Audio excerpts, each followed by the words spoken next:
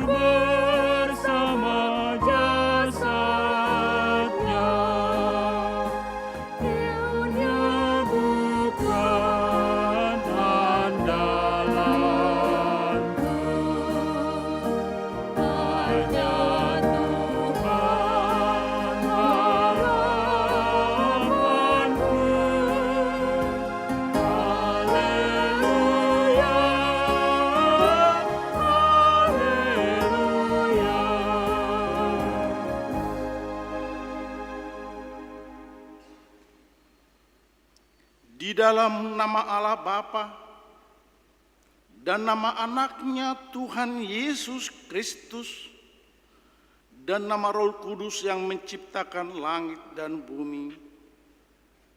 Amin. Siapa gerangan ada padaku di surga selain aku? Selain engkau tidak ada yang kuingini di bumi. Sekalipun dagingku dan hatiku habis lenyap, gunung batuku dan bagianku tetaplah Allah selama-lamanya. Haleluya. Haleluya. Haleluya. Haleluya.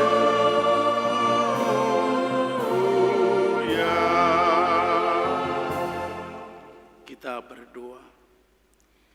Ya Tuhan Allah Bapa kami, kuatkanlah kami supaya jangan berputus asa apabila kami jatuh ke dalam kemelaratan, sehingga kami tidak menyia-nyiakan berkat-Mu. Ajarlah kami supaya kami jangan menggantungkan pengharapan kami kepada hal-hal yang duniawi. Perlengkapilah kami dengan iman yang teguh, agar kami bersama-sama dengan seluruh orang-orang yang percaya menjadi pewaris kehidupan kekal. Dengarlah doa kami, karena anak-Mu Tuhan Yesus Kristus Tuhan kami. Amin. Kita bernyanyi.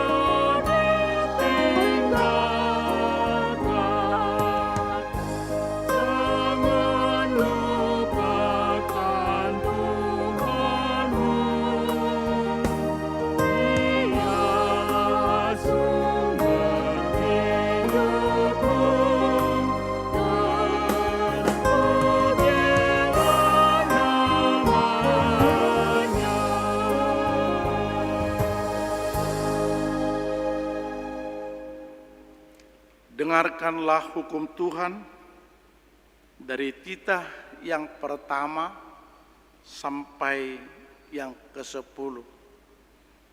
Titah pertama. Akulah Tuhan Allahmu. Jangan ada padamu Allah lain di hadapanku. Titah kedua. Jangan perbuat bagimu patung yang menyerupai apapun yang ada di langit, atau yang ada di bumi, atau yang ada di dalam air di bawah bumi, untuk disembah atau dituruti. Titah yang ketiga.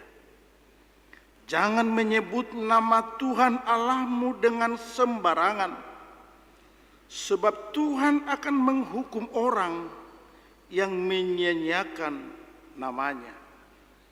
Titah keempat. Ingat dan kuduskanlah hari Sabat. 6 hari lamanya engkau akan bekerja dan melakukan segala pekerjaanmu. Tetapi hari ke-7 adalah hari Sabat Tuhan Allahmu. Maka jangan melakukan sesuatu pekerjaan, engkau atau anakmu laki-laki, atau anakmu perempuan, atau hambamu laki-laki, atau hambamu perempuan, atau hewanmu, atau orang asing yang berada di tempat kediamanmu. Sebab 6 hari lamanya Tuhan menjadikan langit dan bumi, laut dan segala isinya, dan ia berhenti pada hari ke-7. Itulah sebabnya Tuhan memberkati hari Sabat dan menguduskannya. Titah kelima, hormatilah ayah dan ibumu, supaya lanjut umurmu di bumi yang diberikan Tuhan Allahmu kepadamu. Titah keenam, jangan membunuh. Titah ketujuh, jangan berzina. Titah kedelapan, jangan mencuri. Titah kesembilan, jangan mengucapkan saksi dusta terhadap sesamamu manusia. Titah ke-10, jangan mengingini rumah sesamamu.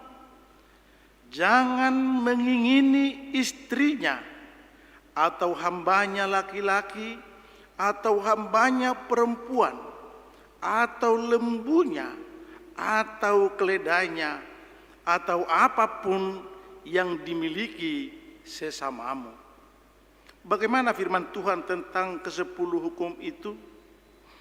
Aku Tuhan Allahmu adalah Allah yang cemburu, yang membalaskan kesalahan bapa kepada anak-anaknya, kepada keturunannya yang ketiga dan keempat dari orang yang membenci aku. Tetapi aku menunjukkan kasih setia kepada beribu-ribu orang yang mereka mengasihi aku dan berpegang pada perintah-perintahku.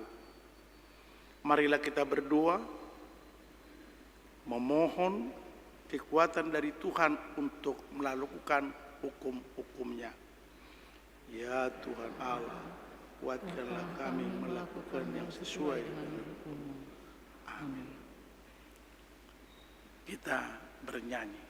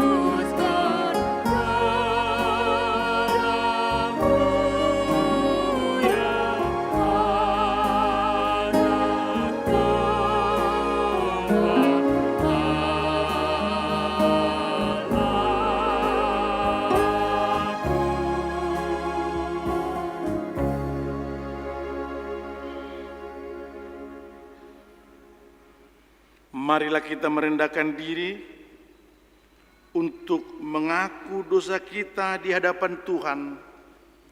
Kita berdoa.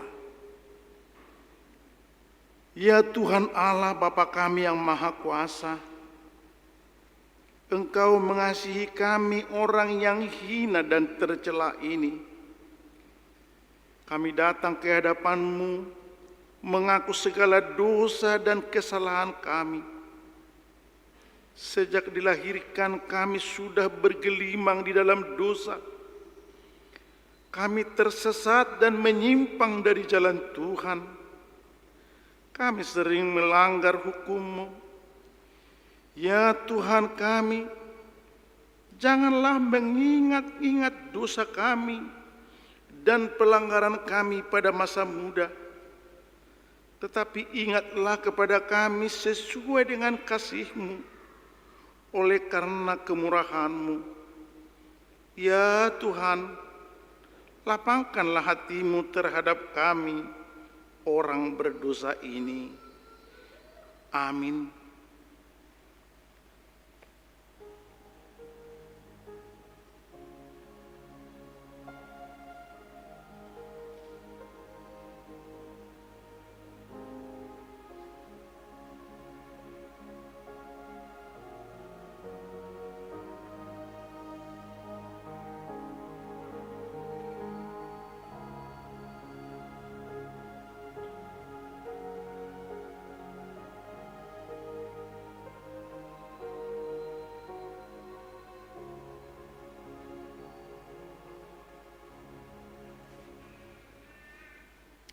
Marilah kita mendengarkan janji Tuhan tentang pengampunan dosa kita.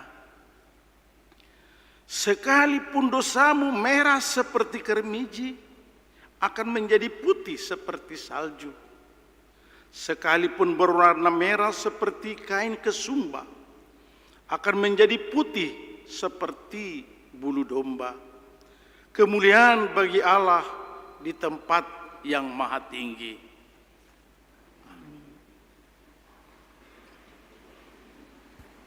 Kita bernyanyi.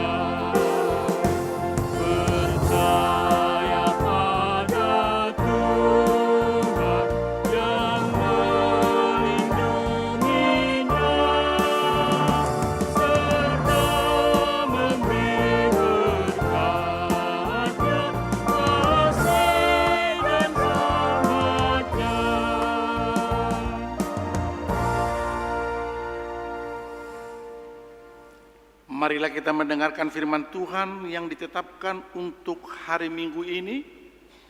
Epistel yang tertulis di Daniel 12, dimulai dari ayat 1 sampai ayat 9. Kita membacanya secara responsoria. Akhir zaman.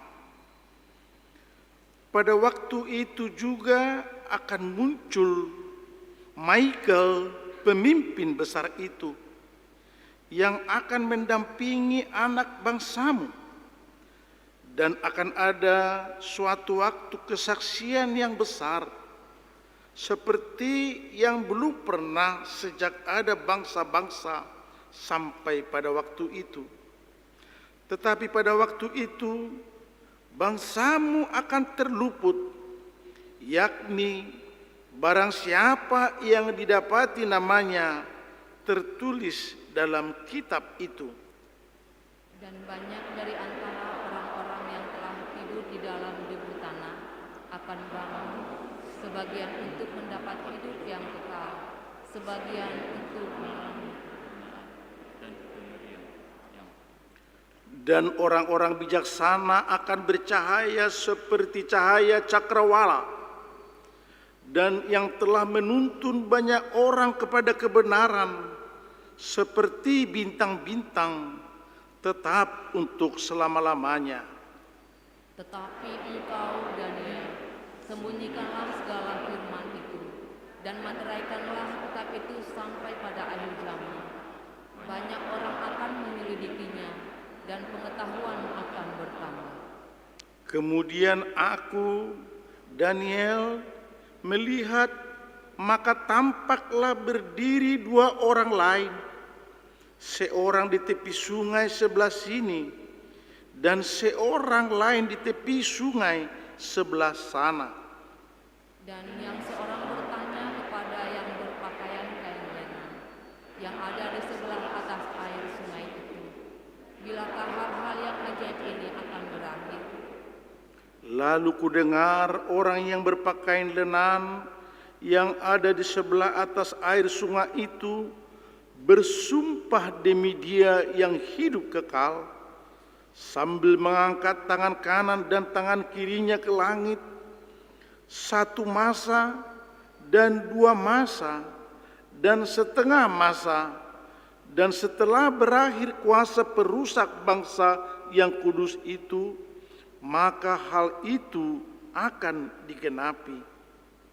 Adapun aku memang kudengar hal itu, tetapi tidak memahaminya. Lalu kutanya, Tuanku, apakah akhir segala hal ini? Tetapi ia menjawab, pergilah Daniel, sebab firman ini akan tinggal tersembunyi dan termeterai sampai akhir zaman. Demikian firman Tuhan. Berbahagialah orang yang mendengarkan firman Allah serta memeliharanya. Amin. Kita bernyanyi.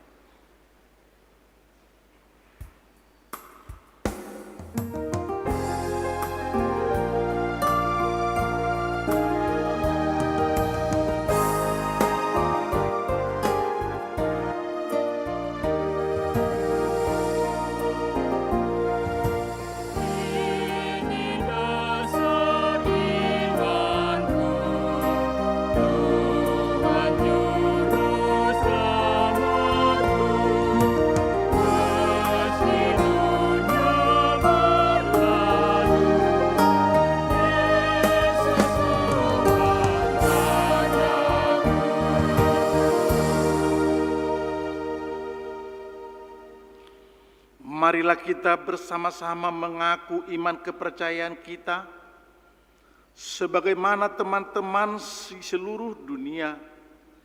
Kita bersama-sama mengucapkannya. Aku percaya kepada Allah, Bapa yang Maha Kuasa, Khalik langit dan bumi. Aku percaya kepada Yesus Kristus, Anaknya yang tunggal Tuhan kita, yang dikandung daripada Roh Kudus, lahir dari anak darah Maria, yang menderita sengsara di bawah pemerintahan Pontius Pilatus, disalibkan, mati dan dikuburkan, yang turun ke dalam kerajaan Allah, pada hari yang ketiga bangkit pula dari antara orang mati, naik ke surga, duduk di sebelah kanan Allah, Bapa yang Maha Kuasa. Dari sana akan datang kelak untuk menghakimi orang yang hidup dan yang mati. Aku percaya kepada Roh Kudus dan adanya satu gereja yang kudus, persekutuan orang kudus, pengampunan dosa, kebangkitan dari dan hidup yang kekal. Amin.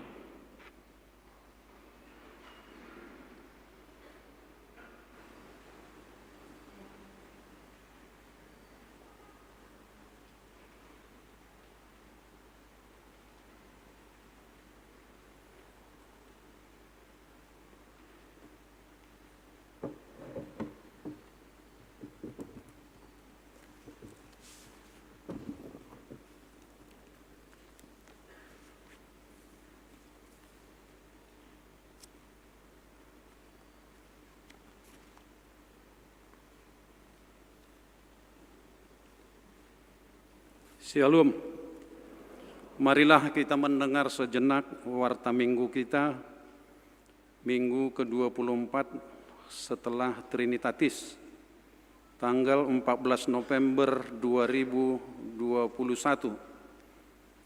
Topik minggu, waspadalah, jangan sesat, dungo mahamu unang lilu. Warta umum yang pertama, anak lahir. Pada hari Selasa, tanggal 9 November 2021, telah lahir seorang putra bagi keluarga Bapak J. Sinaga, Ibu Eburu Tambunan dari Jalan Sutomo, Gang Selamat, nomor 35, Sektor Rintis. Anak yang baru lahir beserta orang tua dalam keadaan sehat. Yang kedua, jemaat tambah Mulai minggu hari ini 14 November 2021 telah bertambah jemaat gereja kita, keluarga Bapak Pantun Sihombing, Ibu Hotnida Boru Simanjuntak beserta 2 orang anak, pindah dari gereja HKI Sion Marindal Resort Medan 6, daerah 6 Sumatera Timur. Tinggal sekarang di Jalan Mutiara, Komplek Grand Mutiara Blok C nomor 5, sektor Padang Bulan 1. Yang ketiga, jemaat pindah.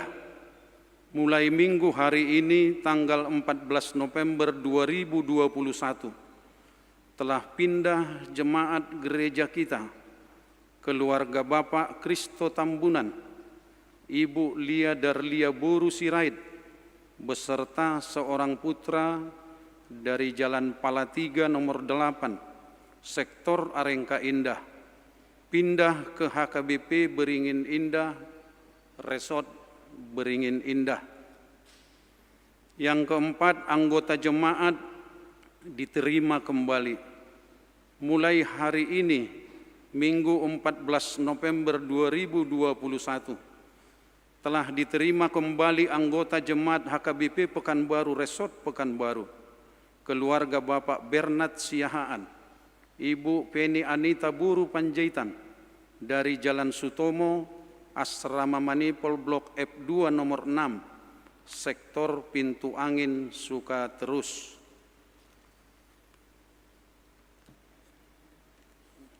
Pelayanan yang pertama, pelayanan minggu hari ini 14 November 2021, Bibel Pro Mas Rio Sinaga melayani di HKBP Pembatuan pukul 8 WIB pagi tadi. Yang kedua, Sinode HKBP Distrik 22 Riau. Pada hari Senin sampai dengan hari Rabu, tanggal 15 sampai 17 November 2021, diadakan Sinode HKBP Distrik 22 Riau, bertempat di Hotel Arya Duta, Jalan Diponegoro. Agenda rapat menyusun program kerja dan anggaran tahun 2022 dan pemilihan utusan Sinode Godang HKBP dan MPS. Utusan untuk sinode tersebut Pendeta Resort, Bestur Resort Sintua JHD Siregar dan Sintua Doktranus A Tinambunan. Jemaat meninggal pada hari Minggu 14 November 2021 jam 00.30 WIB telah meninggal dunia Ramses Suhendra Napitupulu, umur 37 tahun, masih lajang, anak dari Sintua M. Napitupulu almarhum, anak dari Ibu Pondang Buru Sirait almarhum, alamat Jalan Perkasa, Gang Perkasa 2, sektor Bambu Kuning, Tenayan Raya. Minggu hari ini dilaksanakan acara ibadah di rumah duka pada jam 11 WIB, dipimpin Diakones Ruslina Boru Hutapea.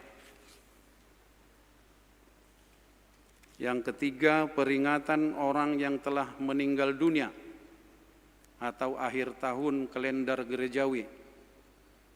Pada hari Minggu 21 November 2021, Minggu peringatan orang yang telah meninggal dunia dan Minggu akhir tahun kalender gerejawi.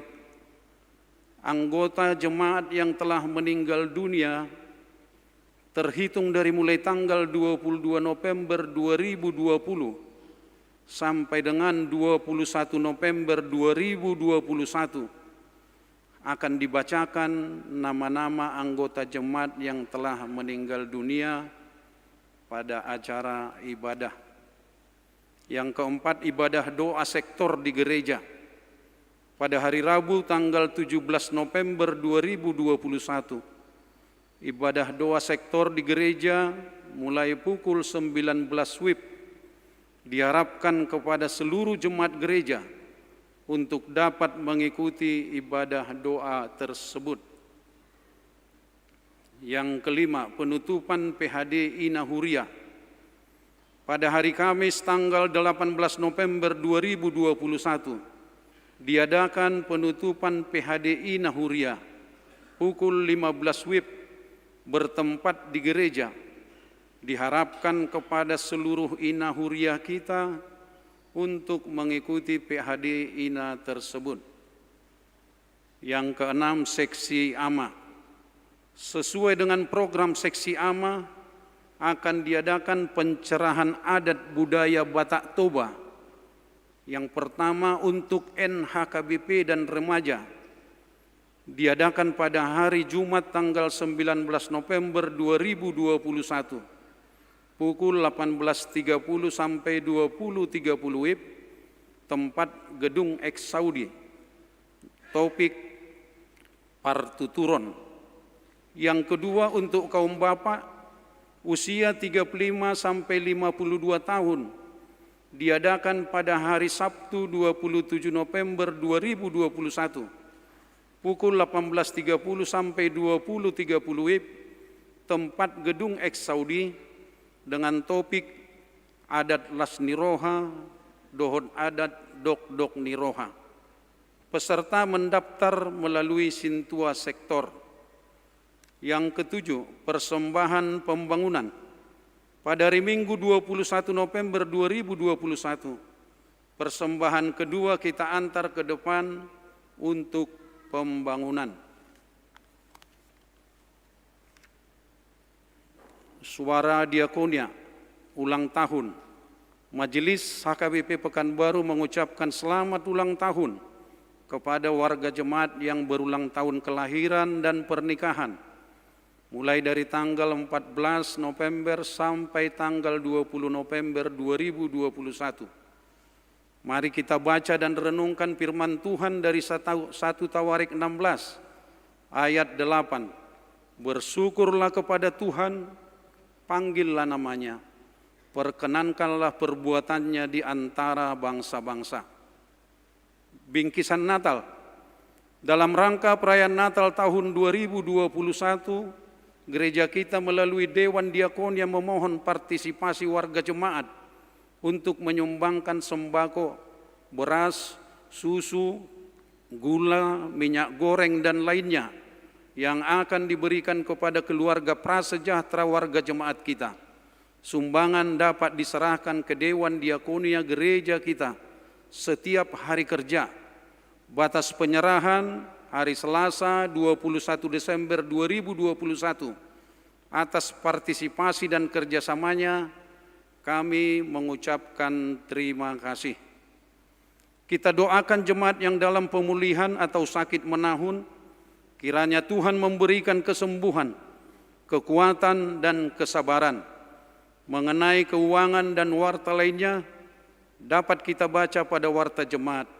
Demikian warta jemaat minggu ini. Tuhan Yesus memberkati. Amin.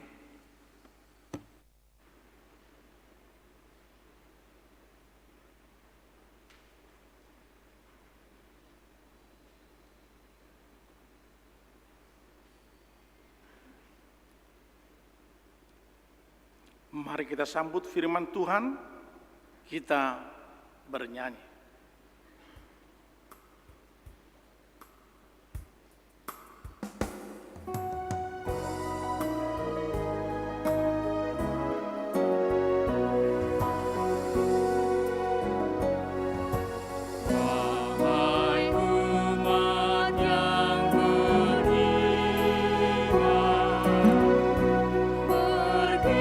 Bergiatlah melawan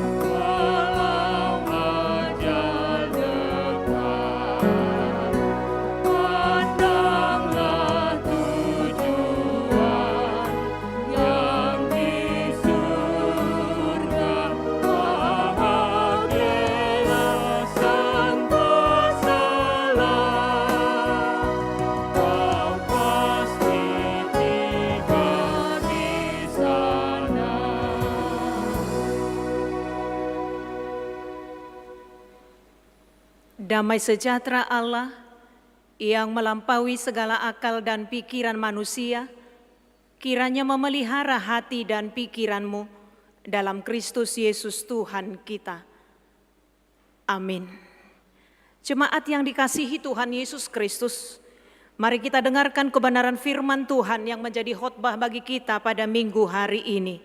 Kebenaran firman Tuhan yang tertulis dalam Injil Markus pasal yang ke-13, dimulai dari ayat yang pertama sampai ayat yang ke-8. Demikian pembacaan firman Tuhan. Bait Allah akan diruntuhkan. Ketika Yesus keluar dari bait Allah, seorang muridnya berkata kepadanya, "Guru, lihatlah betapa kokohnya batu-batu itu dan betapa megahnya gedung-gedung itu." Lalu Yesus berkata kepadanya, "Kau lihat gedung-gedung yang hebat ini. Tidak satu batu pun akan dibiarkan terletak di atas batu yang lain. Semuanya akan diruntuhkan." Permulaan penderitaan. Ketika Yesus duduk di atas bukit Zaitun berhadapan dengan bait Allah, Petrus, Yakobus, Yohanes, dan Andreas bertanya sendirian kepadanya, "Katakanlah kepada kami bila manakah itu akan terjadi dan apakah tandanya kalau semuanya itu akan sampai kepada kesudahannya?" Maka mulailah Yesus berkata kepada mereka, "Waspadalah supaya jangan ada orang yang menyesatkan kamu. Akan datang banyak orang dengan memakai namaku dan berkata, 'Akulah dia,' dan mereka akan menyesatkan banyak orang. Dan apabila kamu mendengar deru perang atau kabar-kabar tentang perang, janganlah kamu gelisah. Semuanya itu harus terjadi, tetapi itu belum kesudahannya. Sebab bangsa akan bangkit melawan bangsa, dan kerajaan melawan kerajaan. Akan terjadi gempa bumi di berbagai tempat, dan akan ada kelaparan. Semua itu barulah permulaan penderitaan menjelang zaman baru." Demikian pembacaan firman Tuhan. Jemaat yang dikasihi Tuhan Yesus Kristus, salah satu penghalang pertumbuhan rohani di zaman ini adalah kepercayaan diri secara berlebihan karena dukungan fasilitas dan teknologi yang semakin canggih. Salah satu penghalang pertumbuhan rohani pada zaman ini adalah kepercayaan diri yang berlebihan karena dukungan fasilitas dan kecanggihan teknologi. Apa yang dulu tampaknya seperti mustahil untuk dikerjakan oleh manusia, namun karena kecerdasan kita manusia semakin berkembang, hal yang dulu tampaknya mustahil sekarang menjadi hal yang tampaknya biasa-biasa saja. Bahkan anak kecil pun seolah-olah sanggup melakukannya. Rasanya Tuhan menjadi semakin kurang dibutuhkan oleh sebagian orang. Karena menurutnya bahwa tanpa Tuhan pun ia dapat melakukan hal-hal yang hebat. Salah satu dialog dalam film Titanic adalah demonstrasi kesombongan manusia. Bahkan Tuhan pun tidak akan dapat menenggelamkan kapal ini. Kapal Titanic dengan kisahnya yang luar biasa tak pernah usang ditelan waktu. Kapal yang masih sangat baru ketika mulai berlayar pada tanggal 10 April tahun 1912. Bahkan menurut sejarahnya cat di beberapa badan kapal masih belum kering. Kapal mewah dan terbesar kala itu adalah hasil mahakarya rancangan Thomas Andrew, seorang perancang arsitek yang terkenal dengan kedetilannya dan seorang yang perfeksionis. Bahkan ketika ia diwawancarai dengan percaya diri, dia mengatakan bahwa kapal ini sangat aman bagi seluruh penumpangnya. Bahkan Tuhan sekalipun tidak akan dapat menenggelamkannya. Akhirnya Thomas Andrew ikut dalam pelayaran perdana kapal yang dirancangnya untuk mengarungi samudra.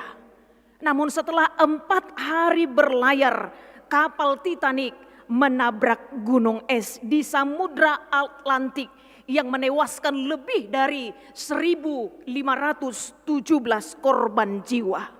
Sekitar 1.500 orang meninggal, termasuk arsiteknya sendiri, Thomas Andrew, yang percaya secara berlebihan bahwa Tuhan pun tidak akan dapat menenggelamkan kapal Titanic. Bapak, Ibu, saudara-saudari yang dikasihi Tuhan Yesus Kristus, dalam keyakinan bahwa kapal Titanic adalah kapal yang terkuat sepanjang masa, ternyata tidak ada apa-apanya dibandingkan jika berhadapan dengan kekuatan alam ciptaan Tuhan. Bagaikan mengibaskan debu jika Tuhan ingin menjungkir balikkan kesombongan manusia. Itu adalah hal yang sangat mudah bagi Tuhan. Dan saya pikir ini adalah hal yang penting untuk terus kita ingat sebagai orang-orang yang percaya. Peringatan bagi kita. Karena manusia seringkali karena kehebatannya, karena kemampuannya seolah-olah mampu mengenyampingkan Tuhan dalam hidupnya.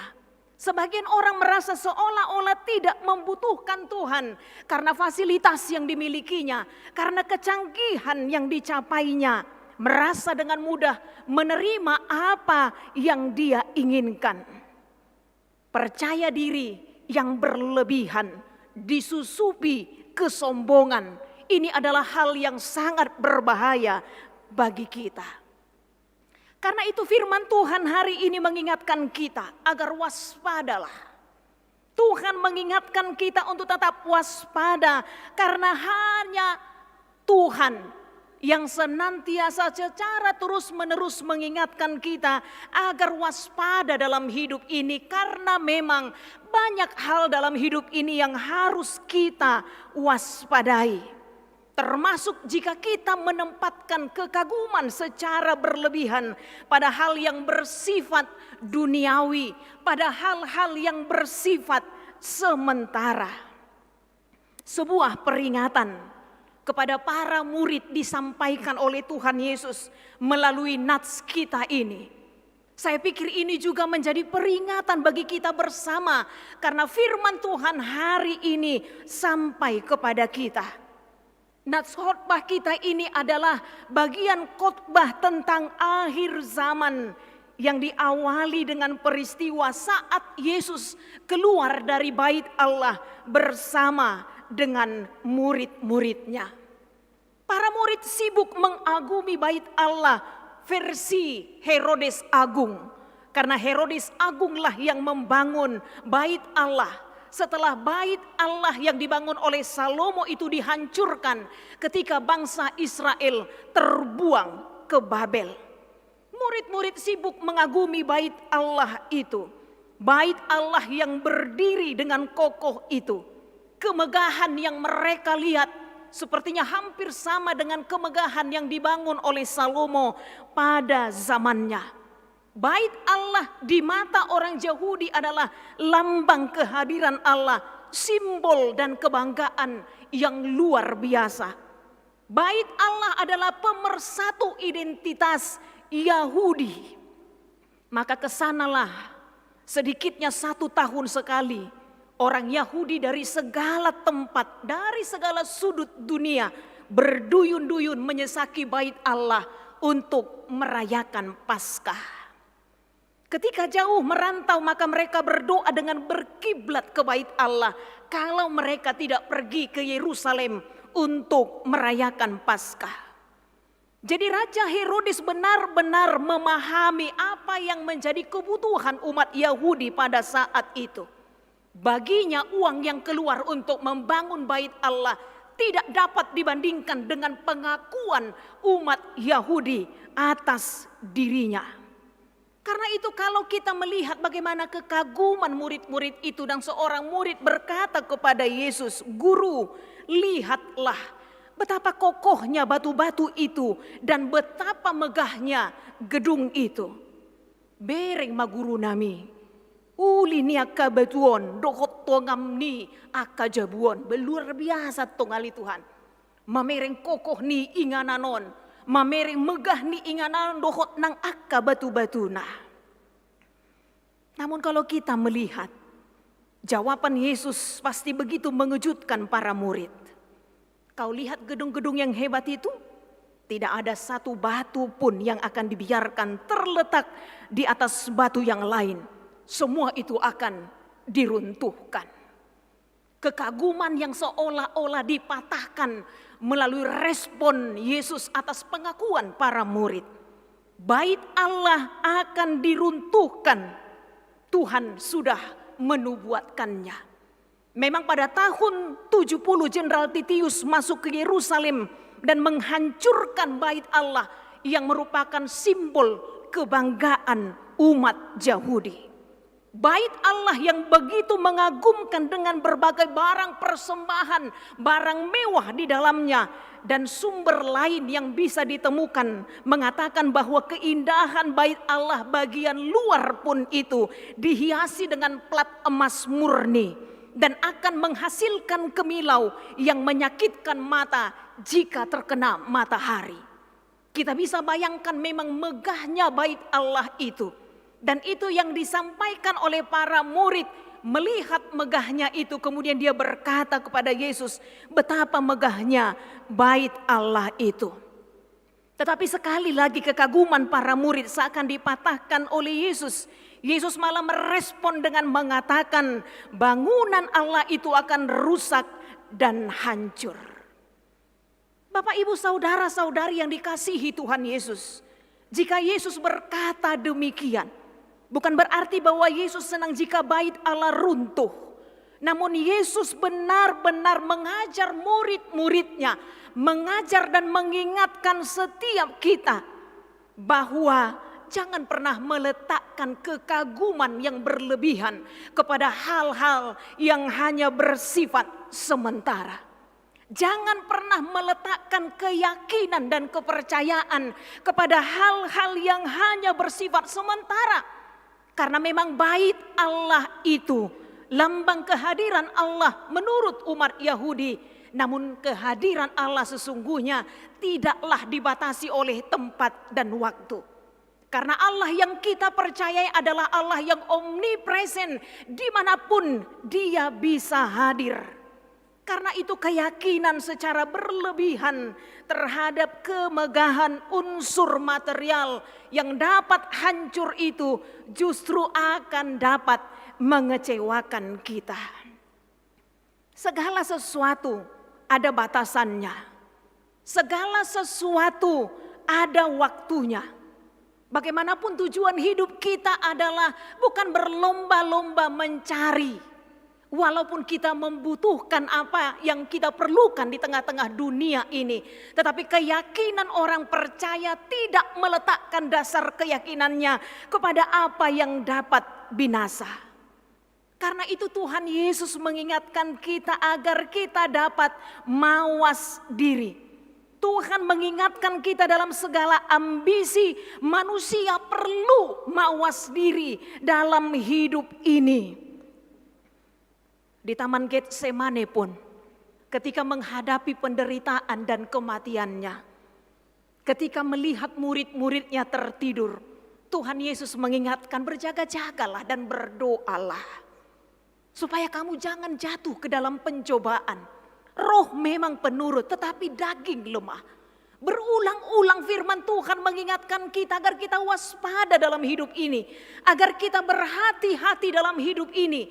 Karena kenikmatan duniawi pun hal-hal yang akan binasa ini dapat membelokkan keyakinan kita bukan lagi kepada Tuhan Sang Pencipta, tapi kepada yang diciptakannya.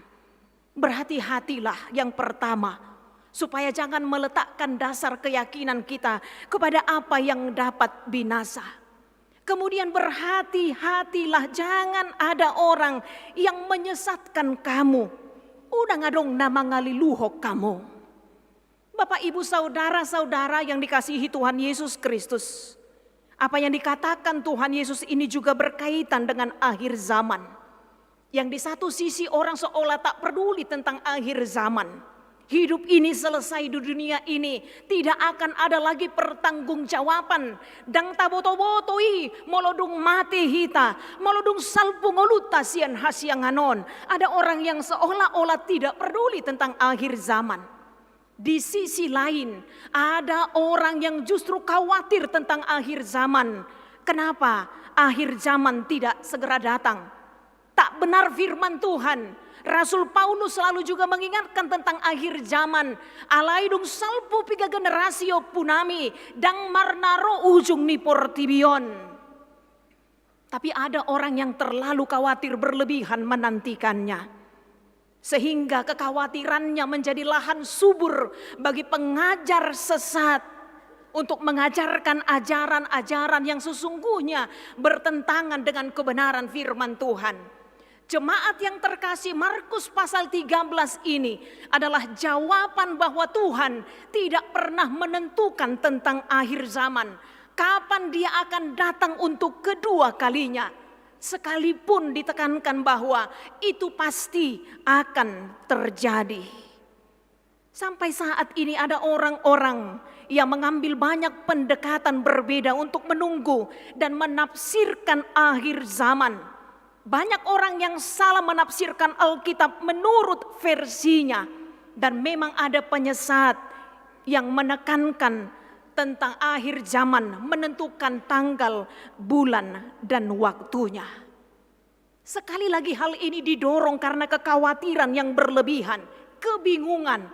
Sementara nats ini dengan jelas mengingatkan agar jangan khawatir, agar jangan bereaksi berlebihan. Karena dalam hidup ini ada banyak hal, ada banyak peristiwa yang kita hadapi. Badai tsunami, virus corona telah meninggalkan kehancuran yang mengerikan. Dan masih banyak hal yang akan terjadi selama dunia ini masih ada. Kemampuan kita terbatas untuk melihat dan menjangkaunya. Sekalipun keadaan dunia bahkan kita terlebih di Pekanbaru ini sudah semakin membaik. Tapi selalu ada suara hati-hati dengan gelombang ketiga. Harapan kita itu semoga tidak terjadi. Tetapi kita juga tidak tahu apa yang akan terjadi. Banyak hal akan terjadi dalam hidup ini. Bahkan Yesus mengatakan akan ada deru perang. Kerajaan melawan kerajaan, gempa bumi. Tapi jangan gelisah. Itu baru permulaan penderitaan menjelang zaman baru. Atau ngahamanay kota ulahon. Nah pasti firman Tuhan mengingatkan kita tentang persiapan kita ketika Tuhan memberikan kita kesempatan. Peringatan penting dari Tuhan yang sesungguhnya bukan mengajak kita untuk bersikap pesimis dalam hidup ini. Aito ema. Ay lujay ba mangula suadok kapelapatan na tong reko salpuhono ni. Tuhan juga mengingatkan kita untuk bekerja supaya hidup kita menjadi berkat untuk orang lain. Tapi ketika kita bekerja, ketika kita melakukan aktivitas kita, apakah yang harus senantiasa kita ingat? Mendekatkan diri kepada Tuhan, percaya kepada Tuhan, Alfa dan Omega. Itulah hal yang terpenting yang kita lakukan dalam kehidupan kita. Bila menghadapi ujian dan gelombang dalam hidup ini, firman Tuhan juga mengingatkan agar kita taat dan setia, berpegang teguh pada firman Tuhan. Segala sesuatu yang tidak kita tahu mungkin akan terjadi, yang tidak kita tahu. Tetapi Tuhan yang kita percayai tahu apa yang akan terjadi. Karena itu penyerahan total kepada rancangan Tuhan dalam kehidupan kita, itulah yang seharusnya kita lakukan. Iduasa ditiki melua hita, dipaingot do hita dung nats si paingot tai. Semua di surat malua kita, Wahyu 2 ayat 10. Kesetiaan itu yang Tuhan minta dari setiap kita. Saya bercuma ho rasi rasa mati, dungi lehonoku matuho tupal hanguluane. Kesetiaan dalam meyakini Tuhan, kesetiaan dalam mencintai Tuhan seumur hidup kita, mengasihi kita di atas segala apapun yang kita miliki dalam hidup ini, mencintai Tuhan di atas segala apapun yang kita harapkan. Karena yang pasti bahwa Tuhanlah yang paling tahu tentang masa depan kita, bahkan tentang akhir hidup kita. Apa yang harus kita lakukan? Setialah. Jangan mau disesatkan. Jadilah orang-orang pemenang dalam hidup ini. Menghadapi pergumulan dan tantangan apapun, Tuhan pasti akan selalu menguatkan dan memampukan kita. Kita akan menang bila bertahan, setia pada kebenaran firman Tuhan. Sekali lagi, setialah sampai mati, maka Tuhan akan mengaruniakan kepada kita mahkota kehidupan. Amin, kita berdoa. Kami bersyukur Tuhan, karena kebenaran firman-Mu lah yang senantiasa menguatkan kami, mengingatkan kami akan tujuan hidup kami, ketika Engkau memberikan kami kesempatan. Ketika kami memiliki apapun di dunia ini, kami tidak meletakkan keyakinan kami atas hal yang bersifat sementara. Ketika kami memilikinya, malah Tuhan mengingatkan kami agar hidup kami menjadi berkat. Dan kami meyakini sepenuhnya bahwa Tuhanlah yang harus kami yakini. Dan dalam hidup ini kami tetap setia kepada Tuhan. Ya Tuhan, kuatkanlah kami menjalani kehidupan kami, menghadapi para penyesat agar kami tidak dikalahkan. Kami setia pada Tuhan melalui kebenaran firman Tuhan yang setiap saat mengingatkan kami. Ampuni kami atas segala dosa kami. Dalam kasih Kristus Yesus, kami sudah berdoa dan mengucap syukur. Amin.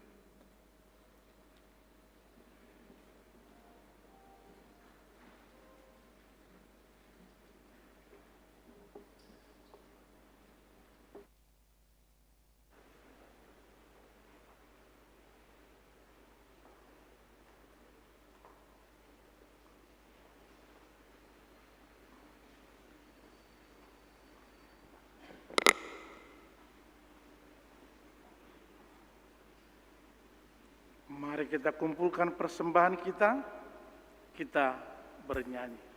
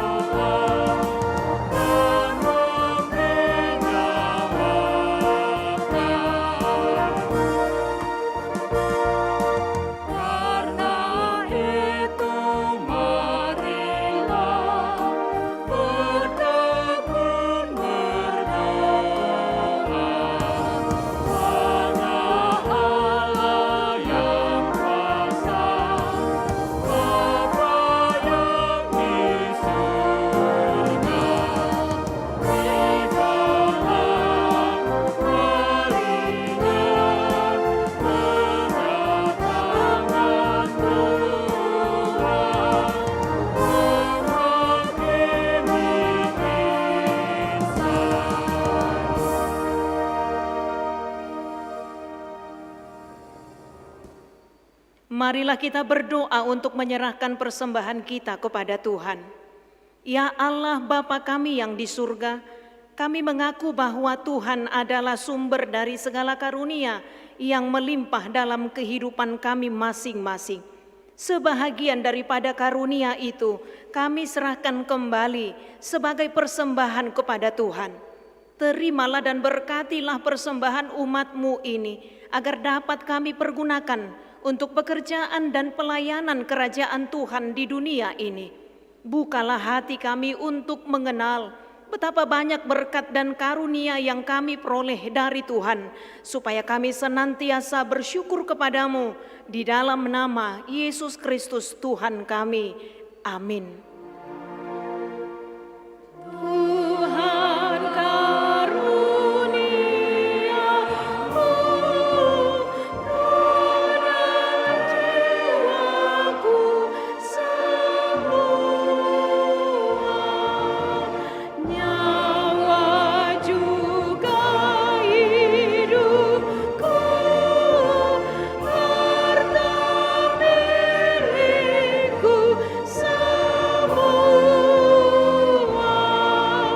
ku serahkan padamu untuk selama-lamanya. Bapa kami yang di surga, dikuduskanlah namamu, datanglah kerajaanmu, jadilah kehendak-Mu di bumi seperti di surga. Berikanlah kami pada hari ini makanan kami yang secukupnya, dan ampunilah kami akan kesalahan kami, seperti kami juga telah mengampuni orang yang bersalah kepada kami. Dan janganlah membawa kami ke dalam pencobaan, tetapi lepaskanlah kami daripada yang jahat.